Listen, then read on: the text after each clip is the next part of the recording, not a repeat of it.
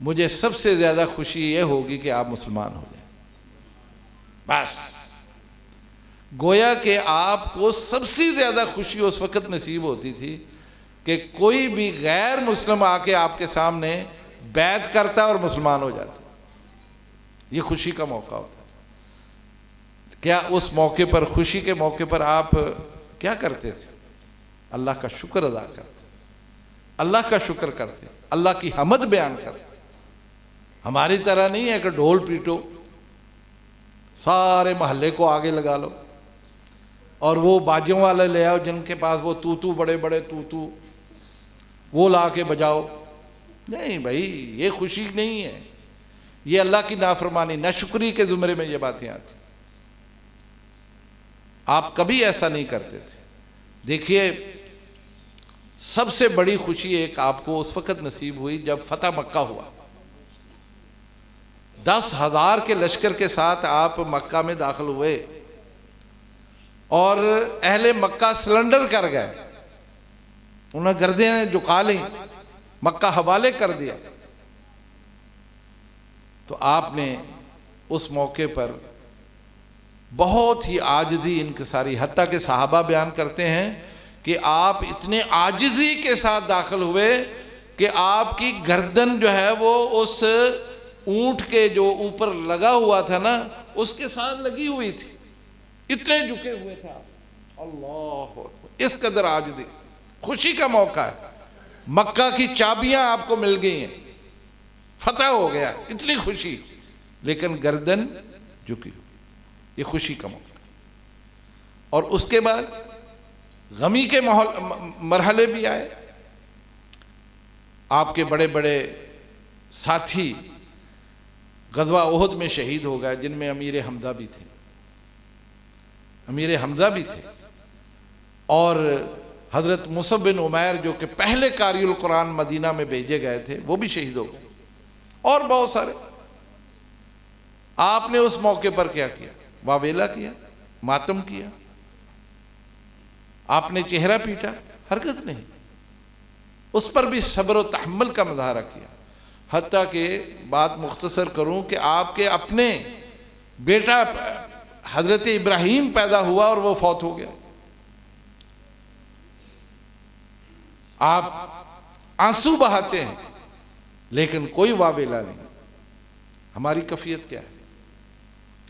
سیرت پڑھنے کا یہی مقصد ہے، یہ ضرورت ہے ہماری. ہمیں پتہ چلے کہ خوشی کیا ہوتی ہے اور غمی کیا ہوتی ہے.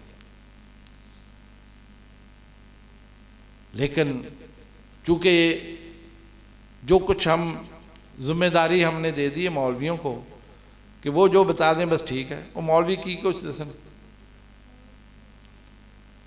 ہر روز کوئی نہ کوئی نیا مسئلہ مولوی تو وہ بیان کرتا ہے، خطیب وہی بیان کر دیتا ہے، اور وہ اصل پوری استیاب کے ساتھ یعنی مکمل سیرت بیان کرنا اس کے بس کی بات نہیں ہے.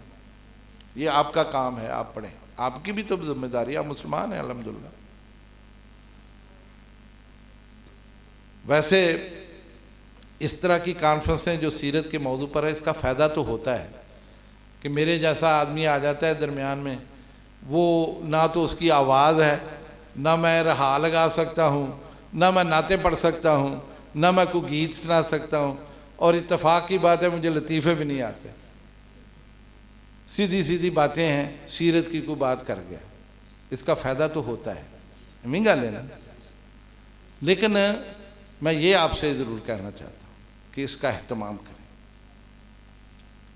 سیرت پڑھنے کا ایک اور بھی بہت فائدہ ہے، اور وہ یہ ہے کہ ہمیں پتہ چلتا ہے کہ رسول اللہ صلی اللہ علیہ وسلم نے اپنے ساتھیوں کے ساتھ، جو رسول اللہ صلی اللہ علیہ وسلم کے اصحاب تھے، دست و بازو تھے آپ کے، ان کے ساتھ کس طرح کا معاملہ کیا.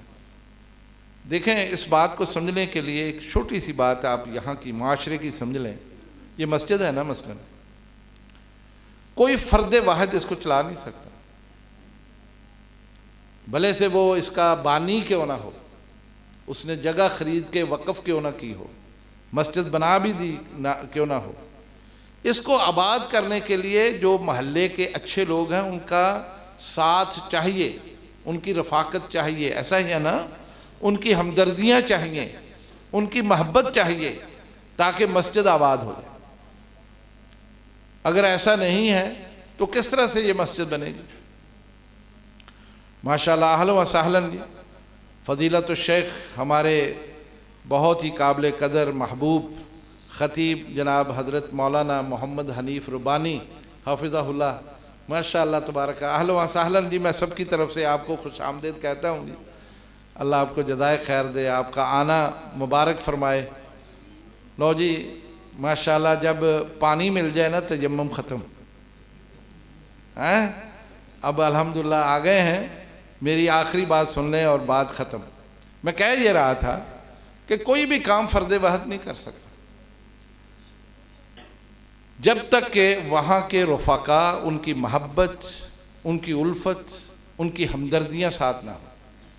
نبی کریم صلی اللہ علیہ وسلم نے بھی دعوت دین کا کام، یہ نبوت کا بوجھ آپ کے کندھوں پہ آیا تو آپ نے سب سے پہلے اپنے رفقا تیار کیے، ساتھی تیار کیے، ان کے ساتھ آپ نے معاملات کیے اور ان کی ہمدردیوں کے ساتھ، ان کے تعاون کے ساتھ، کوئی مالی تعاون کر رہا ہے، کوئی اخلاقی تعاون کر رہا ہے، تب جا کے آپ نے اسلام کی اس دعوت کو لوگوں تک پہنچایا۔ سیرت کا مطالعہ کرنے سے یہ بات پتہ چلتی ہے کہ آپ نے کیا کیا رویے اختیار کیے، کس طرح سے لوگوں کو مطمئن کیا، کوئی ناراض ہوا تو اسے راضی کیسے کیا، کوئی اگر مشکل میں ہے تو اس کی مدد کیسے کر لی، اور کسی کو مسجد میں آنے کی ترغیب کیسے دی، کسی کو مسئلہ کیسے بتایا۔ غرض کہ اپنے اصحاب کے ساتھ آپ کا جتنا بھی تعلق تھا، ان کے ساتھ معاملات تھے، ان کے ساتھ خوبصورت رویہ، محبت والا رویہ وہ کیسے تھا، وہ سیرت پڑھنے سے پتہ چلتا۔ اس لیے سیرت پڑھنی چاہیے۔ اور آخری بات یہ ہے میرے دوستو، عربوں کے ہاں یہ بات مشہور ہے، عربوں کے ہاں، کہ اگر کسی کو مصیبت پڑ جائے، کسی کے ہاں تعزیت ہو جائے، کسی کے ہاں وفات ہو جائے، یا کسی کا مالی نقصان ہو جائے، تو اس موقع پر، یہ عرب کہتے ہیں، اس موقع پر اسے نبی اکرم صلی اللہ علیہ وسلم کے وہ واقعات ذہن میں لانے چاہیے جو مصیبت کے پہاڑ آپ پر ٹوٹے تھے، یعنی آپ کی جو مشکلات تھیں، آپ پر جو مصیبت آئی تھی، جو آزمائشیں آئی تھیں، ان کو یاد کرے۔ جب ان کو یاد کرے گا نا تو اسے اپنی مشکلیں، مصیبتیں چھوٹی نظر آئیں گی، اسے حوصلہ مل جائے گا کہ میرے پیغمبر جو کہ اللہ کے بھی محبوب تھے، اللہ کے سامنے جو درخواست کریں وہ قبول ہوتی، لیکن آپ نے برداشت کیا، آپ نے صبر کیا، آپ نے اس مصیبت کا سامنا کیا، تو میں تو اس کا امتی ہوں۔ اگر پیغمبر نے یہ سب کچھ برداشت کیا، میں کیوں نہیں کر سکتا؟ تو انسان کو حوصلہ مل جاتا ہے۔ عرب کہتے ہیں کہ مشکل وقت میں رسول اللہ علیہ وسلم کی مشکلات کو یاد کر لو، خود بخود تمہاری مشکلیں آسان ہو جائیں۔ کتنا آسان نسخہ ہے، لیکن یہ تبھی ہوگا نا اگر آپ نے سیرت پڑھی ہوگی۔ اگر آپ نے سیرت ہی نہیں پڑھی تو آپ کو پتہ ہی نہیں کہ مشکلات کیا تھی۔ میرے عزیزو دوستو، جو کچھ میں نے گزارش کی ہے، ایک تو وعدہ آپ کر چکے مسجد میں کہ آپ ہر گھر میں سیرت کی کتاب لائیں گے، اور پھر لائیں گے نہیں بلکہ انشاءاللہ پڑھیں گے، اپنے بچوں کو سکھائیں گے، ان کے سامنے اس کو پڑھیں گے۔ آپ دیکھیں کہ سیرت کا مطالعہ کرنے سے، اس کو پڑھنے سے آپ کے گھر میں کیسے رحمت آتی، کیسے تبدیلی آتی۔ انشاءاللہ جو بچہ بھی سنے گا وہ اسی طرح بننے کی کوشش بھی کرے گا۔ اللہ تعالیٰ عمل کی توفیق دے، اور یہاں کی انتظامیہ جنہوں نے یہ سارا اہتمام کیا ہے اور نامور علماء کو بلا کے آپ کو ان کی گفتگو سننے کا موقع دیا ہے، ہم ان کے شکر گزار ہیں اور دعا گو ہیں۔ اللہ تعالیٰ ان کی اس مساعی کو قبول فرمائے۔ اقول قولی ھذا استغفر اللہ لی ولکم۔